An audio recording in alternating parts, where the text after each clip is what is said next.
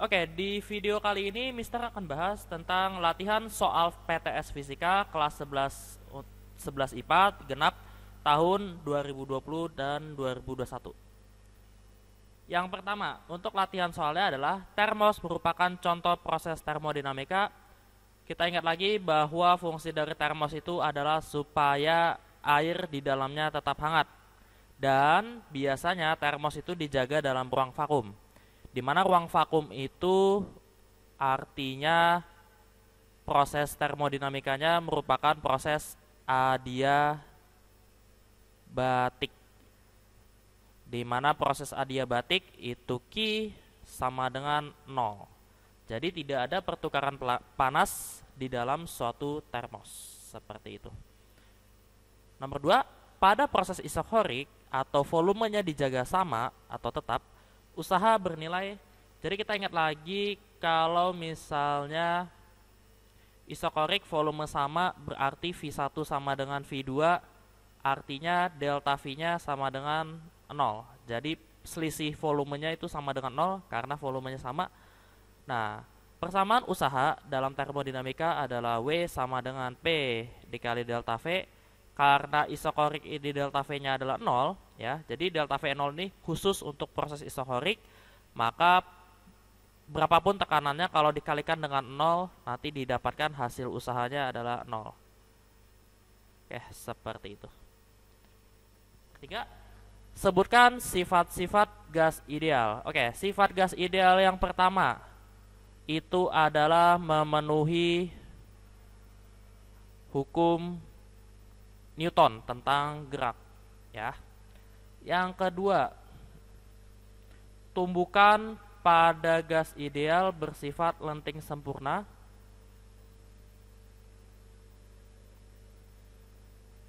Tumbukannya bersifat lenting sempurna artinya tidak ada energi kinetik yang hilang selama proses tumbukan. Yang ketiga itu adalah ukuran partikel gas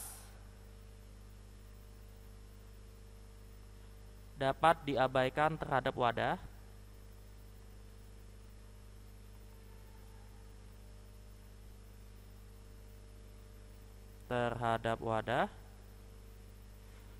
Yang keempat itu adalah, jadi partikel gas ini bila dalam suatu ruangan partikel gas itu bergerak acak dan sembarang.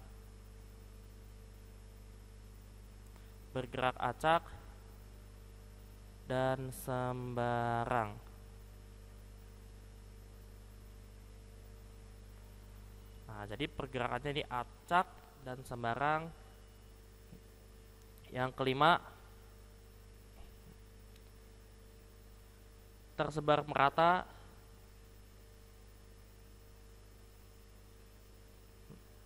dan memenuhi seluruh ruangan.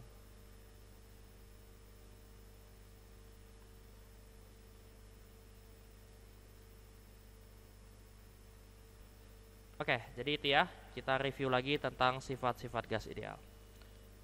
Lanjut nomor 4, sebutkan bunyi hukum 1 termodinamika. Hukum 1 termodinamika itu mirip seperti hukum kekekalan energi, di mana energi tidak dapat diciptakan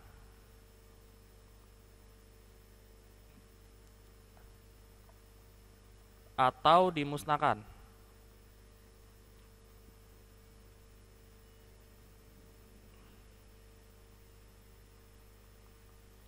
Namun, energi hanya dapat diubah dari satu bentuk, hanya dapat diubah ke bentuk energi lain atau dikonversikan.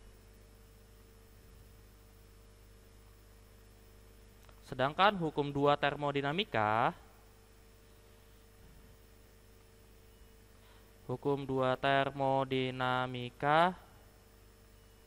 berbunyi panas atau kalor secara alami mengalir dari suhu dari suhu yang lebih tinggi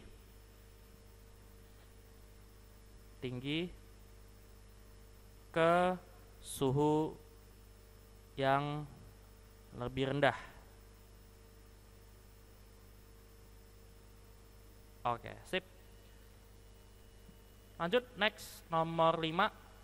Gambarkan diagram PV untuk proses isobarik, isokorik, isotermik, dan adiabatik. Oke. Yang pertama di sini saya contohkan dulu untuk gambar proses isobarik. Kalau isobarik itu adalah tekanan konstan atau tetap, maka nanti grafik PV-nya adalah sumbu X itu selalu V, sumbu Y itu selalu P, maka nanti karena tekanan konstan dia ke kanan atau ke kiri. Nah, ini grafik ya. Kemudian untuk isokorik itu V yang konstan, maka nanti karena V-nya konstan, maka nanti grafiknya PV-nya adalah naik atau turun. Kemudian yang ketiga adalah isotermik. Isotermik itu artinya T konstan atau suhunya konstan. Artinya ketika terjadi perubahan suhu, maka volume dan tekanannya juga berubah. Sehingga nanti turunnya akan seperti ini. Nah, atau dia akan seperti ini. Nah, ini seperti proses memuai. Dan yang terakhir adalah adiabatik. Dimana kalau adiabatik itu Q sama dengan 0. Jadi tidak ada pertukaran panas di sini. Misalnya di sini P, di sini V. Nanti grafiknya mirip dengan isotermik, hanya saja nanti kejadiannya itu langsung secara cepat. Jadi grafik yang dihasilkan lebih curam dibandingkan dengan isotermik. Begitu pula sebaliknya. Seperti itu. Oke. Seperti itu grafiknya. Next, lanjut nomor 6. Gas dalam ruang tertutup memiliki suhu T. Energi kinetik rata-rata 400 dan laju efektif 2 meter per second. Oke, ini di kondisi 1 ya. Kondisi 1 itu ada suhunya T, berarti T1 sama dengan T. Energi kinetik satunya itu EK1 400 Joule. Dan laju awal efektif, berarti V1 adalah 2 meter per second. Kemudian di kondisi 2 adalah jika suhu gas dinaikkan hingga menjadi 4T, berarti T2-nya adalah 4 kali T. Ya, jadi dinaikkan menjadi 4 kali semula nih. Maka energi kinetik rata-rata akhir dan laju efektif adalah, berarti ditanya energi kinetik 2, titik berapa? V2. Ya. Kemudian V2. Titik berapa? Oke, kita tahu aja dulu kita mencari energi kinetik, di mana rumus hubungan energi kinetik. Rumus EK itu yang ada suhunya adalah 3/2 KT.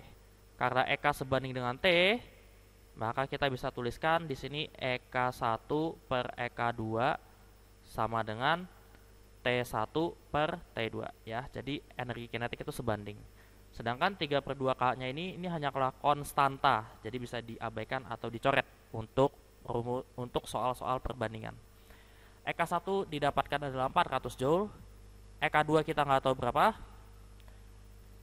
T1 itu adalah T, dan T2 adalah 4T. T-nya bisa kita coret, kali silang saja, nanti didapatkan EK2 adalah 4 kali 400, yaitu adalah 1600 Joule.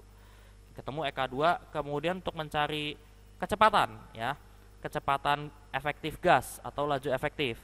Sekarang rumus V efektif yang ada suhunya ya, karena yang diubah itu adalah suhu, itu persamaannya adalah V sama dengan akar 3 RT per MR. Nah, V ini sebanding dengan akar suhu, sehingga nanti didapatkan persamaannya adalah V1 per V2 itu sama dengan akar dari T1 per T2. Tinggal masuk aja, V1 nya itu adalah 2, V2 nya kita nggak tahu berapa, karena mau dicari atau ditanya. Akar dari T1-nya adalah T, T2-nya adalah 4T. Coret saja T-nya sehingga nanti didapatkan 2 per V2 sama dengan akar seperempat. Akar seperempat berarti 1 per 2. Kali silang, maka didapatkan V2-nya adalah 4 meter per second. Oke, seperti itu. Ya, jadi dalam mencari energi kinetik dan kecepatan, kalau suhunya diubah, inilah caranya. Next, nomor 7. Nah, di sini adalah gas ideal, ya. Belum menempati ruang, V, suhu T, dan tekanan P. Jika suhu gas menjadi 5/4, volume menjadi 3/4, maka tekanan menjadi. Oke, ini sama dengan tadi, ada keadaan 1, ada keadaan 2, atau kondisi 1 dan kondisi 2. Kondisi satunya adalah V1V, T1T, dan P1 adalah P.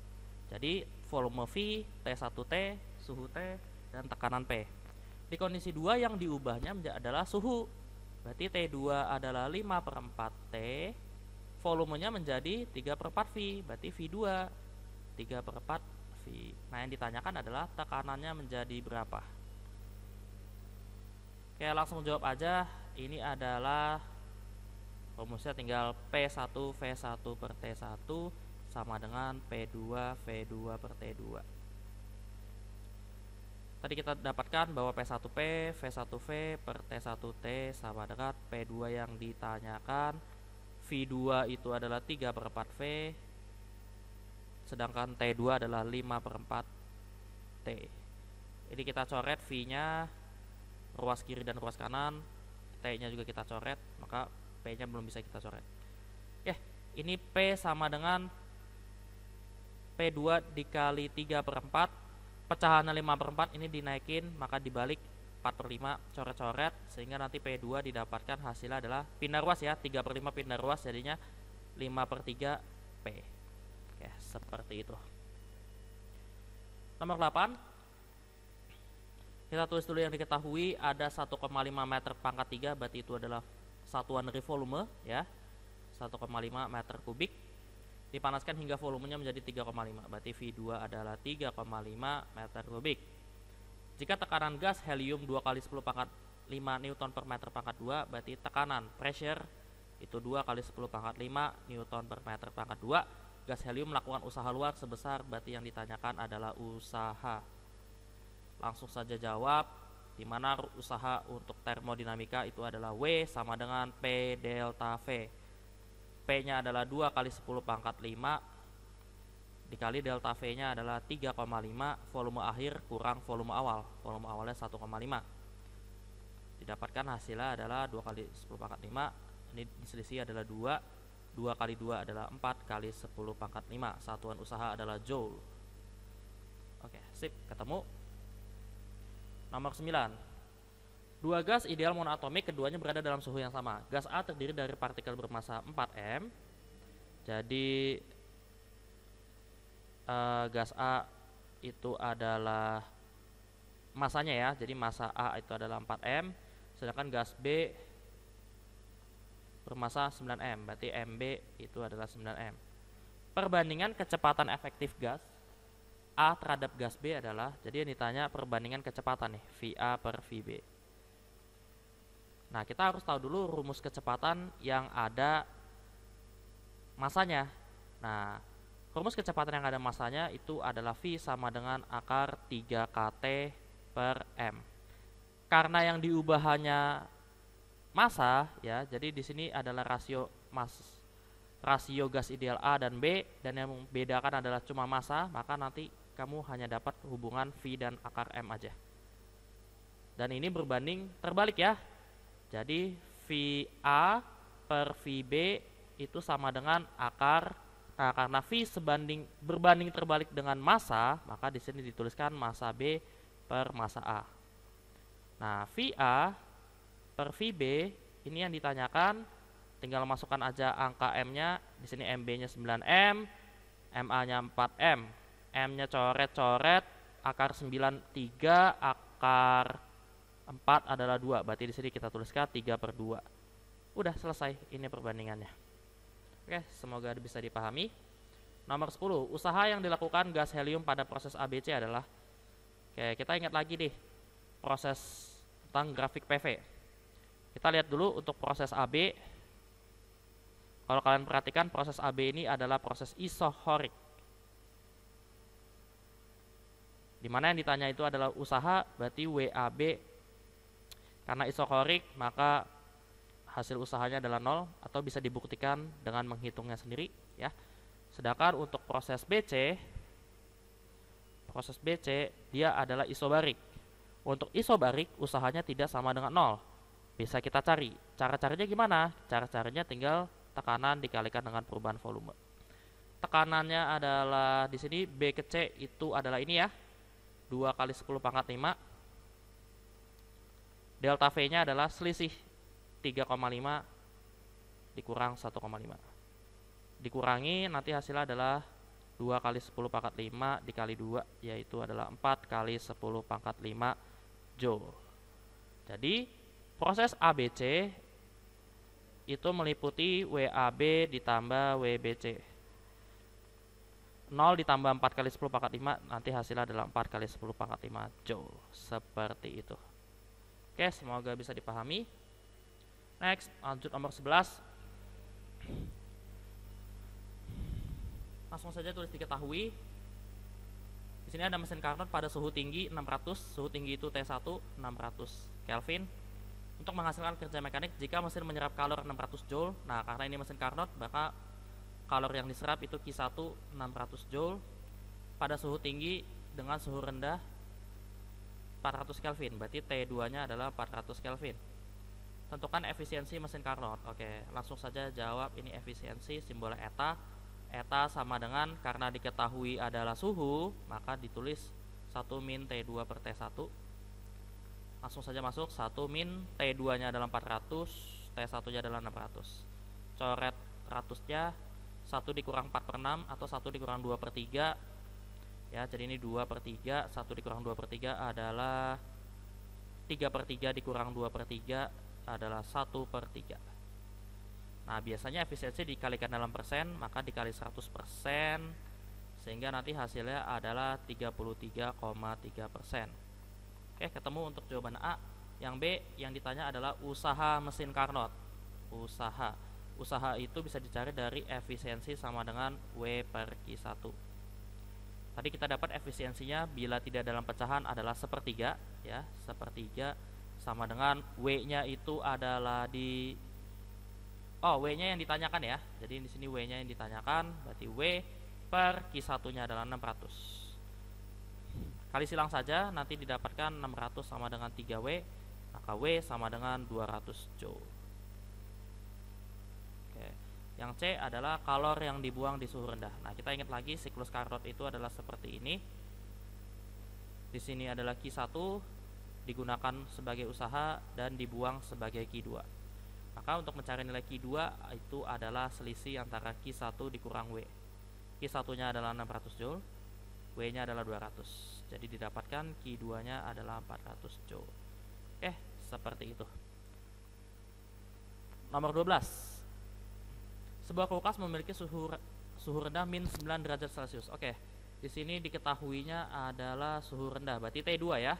Min 9 derajat Celcius langsung diubah menjadi Kelvin, yaitu ditambah 273. Min 9 tambah 273 Kelvin itu sama dengan 262 Kelvin. Ini 264 ya. 264 Kelvin. Kemudian dan suhu tingginya 57 derajat Celcius. T1 57 derajat Celcius. Bila diubah ke Kelvin tinggal ditambah 273, sehingga nanti didapatkan hasilnya itu adalah 330 Kelvin.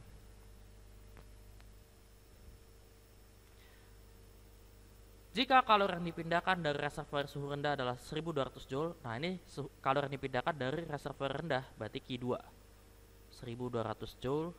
Tentukan usaha yang diperlukan kulkas, berarti ditanya adalah usaha. Nah, kita ingat lagi persamaan yang melibatkan suhu dan usaha itu adalah CP sama dengan T2 per T1 min T2. Nah, koefisien performansi bisa kita buka jadi Q2 per W sama dengan T2 per T1 min T2. Ya, jadi CP itu bisa kita buka jadi ini. Semuanya udah diketahui variabelnya, tinggal kita masukin saja. Q2 itu adalah 1200, W kita nggak tahu berapa, T2 nya adalah 264 per 330. Nanti kalian tinggal kali silang saja, jadi 330 W sama dengan 1200 dikali 264, seperti itu. Oh, sorry, saya kebalik. Harusnya di sini 264 W sama dengan 330 dikali 1200. W sama dengan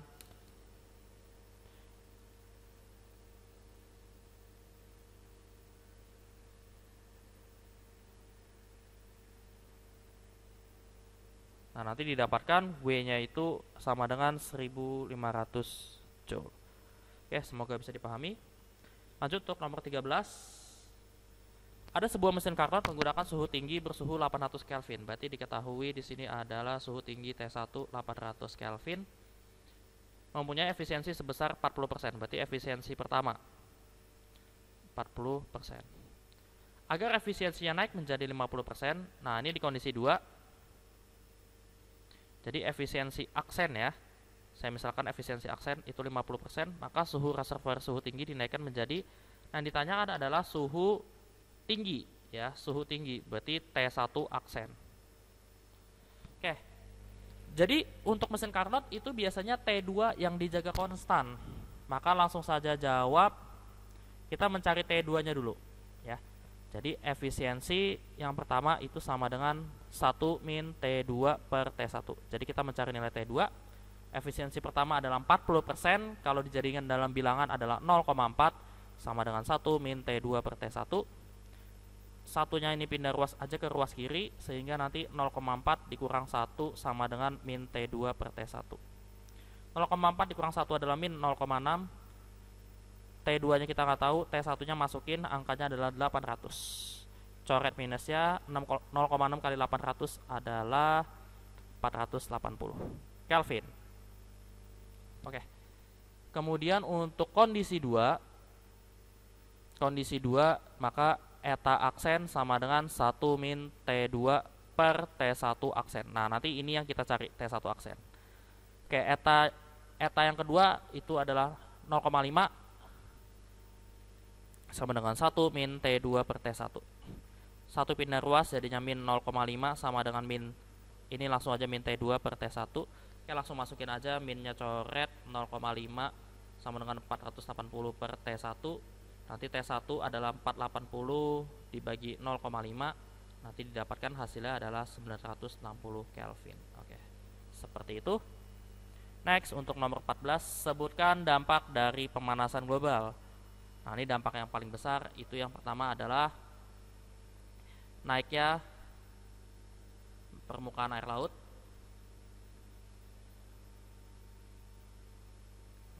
Yang kedua, iklim menjadi tidak teratur.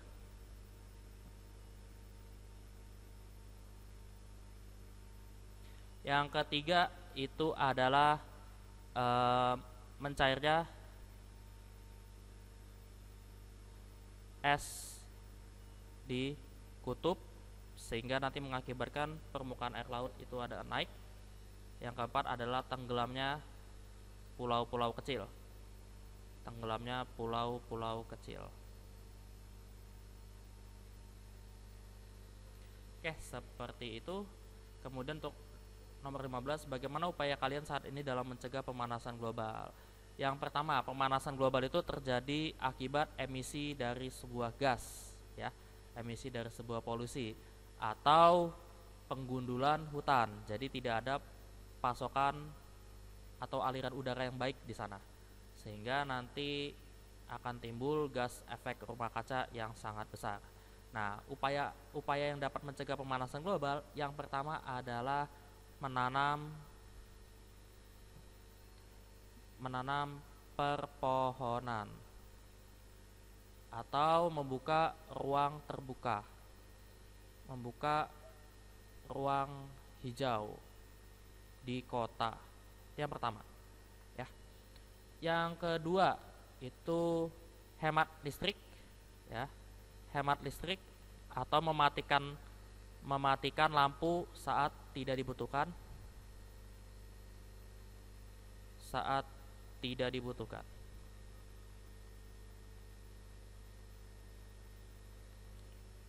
Yang ketiga, menggunakan sumber energi alternatif atau sumber energi terbarukan, semisal matahari atau air atau angin, ya. Yang keempat, tidak menggunakan kendaraan pribadi terus menerus. Oke, jadi kendaraan pribadi ini boleh digunakan tapi tidak terus menerus, karena kalau terus menerus nanti menghasilkan emisi gas yang cukup banyak, seperti itu. Oke, segitu dulu aja yang bisa sampaikan untuk latihan soal PTS untuk anak-anakku kelas 11. Komen di kolom komentar apabila ada pertanyaan. Terima kasih telah menyaksikan video ini. Like and share kalau kalian suka dengan video ini. Jangan lupa subscribe agar tidak ketinggalan materi-materi berikutnya. Terima kasih. Sukses, semoga mendapatkan nilai PTS terbaik. Wassalamualaikum warahmatullahi wabarakatuh.